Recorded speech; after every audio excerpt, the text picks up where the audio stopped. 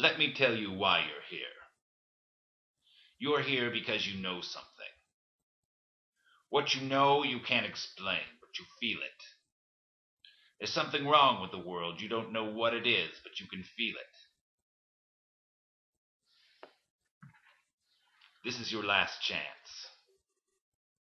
Here are 2 chocolate malted eggs. You take the blue egg, you turn off this video, and you go on believing whatever you want. You take the pink egg, and you stay in Wonderland, and I show you how far down the rabbit hole goes.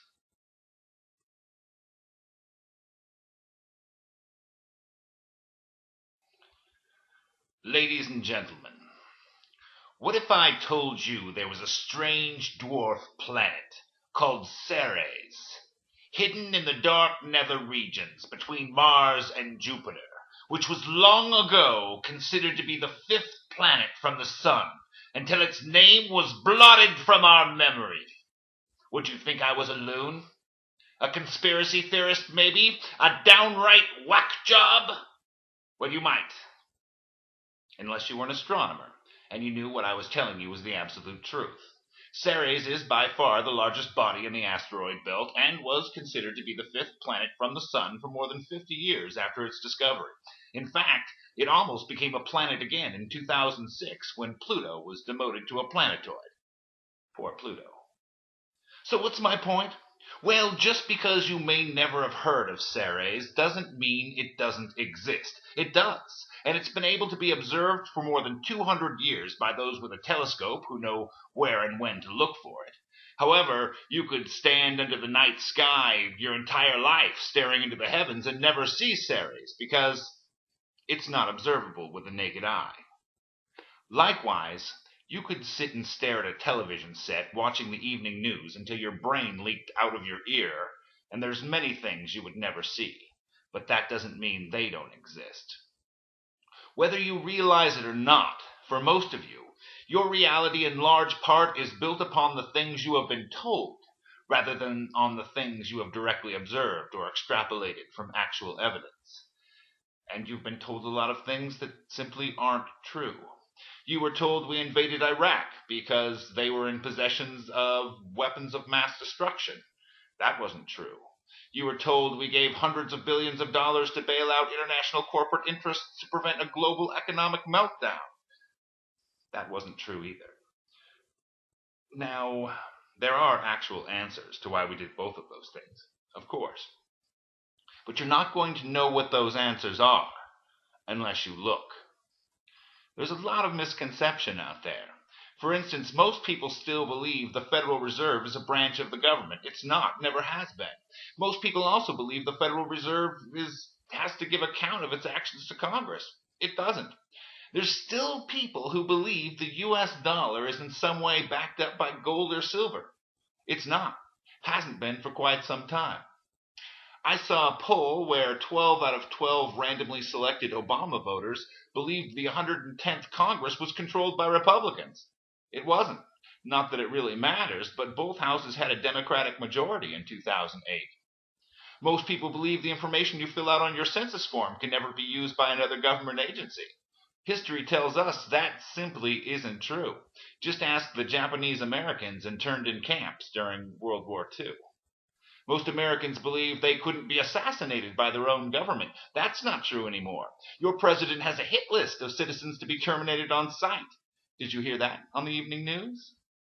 Americans still believe they have the right to due process of law, and that's not true. You can be held indefinitely without charges, without bail, and without the government even disclosing your location if the executive branch merely pronounces you a threat to national security. No burden of proof, no habeas corpus, no trial. Most Americans agree that illicit drugs like cocaine and heroin are dangerous, but have no idea that according to the Journal of the American Medical Association, more than 10 times as many people are killed by taking the proper dose of a properly indicated prescription drug each year than all hardcore illicit drugs combined. 10 times as many. These are all things you can verify for yourself, but there's some things that I'm going to assert are the truth, which are carefully concealed and can only be determined by an equally careful extrapolation of the overwhelming evidence. Americans believe they have a free and independent press. They don't.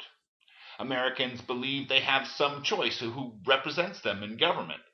Not really, unless you consider a choice between media-sponsored candidate A and media-sponsored candidate B a choice. Americans find it inconceivable that a handful of the world's richest and most powerful men and women could meet in a clandestine fashion and somehow determine everything from how much a barrel of oil will sell for, to who will be the next president of the United States, what the interest rates will be, where and when your country will wage war, who will live, who will die, what diseases will be unleashed, what cures will be found, what legislation will be passed. Americans find it inconceivable that they are actually slaves to international banking interests because, as a great Fabian elitist once said, you have been given bread and circuses, iPods and People magazine, cable TV and toys. You are kept distracted from the reality around you with trinkets and titillation. You are the lobster in the pot who doesn't notice the heat slowly being turned up around them. And you, as an American, are the dupe of the biggest lie of all, that there's nothing you can do to change things. Believe me, there is something you can do. The only reason these interests hold the power they do is because they have tricked you into forfeiting your power to them. I am here to tell you, you don't have to play their little reindeer games. But it does require that you take a moment to put down your iPhone, turn off the hypnotic pulse of the TV, and take a little peek down the rabbit hole. Your first step is understanding the illusion which has been created to deceive you. Until we meet again, here is your assignment.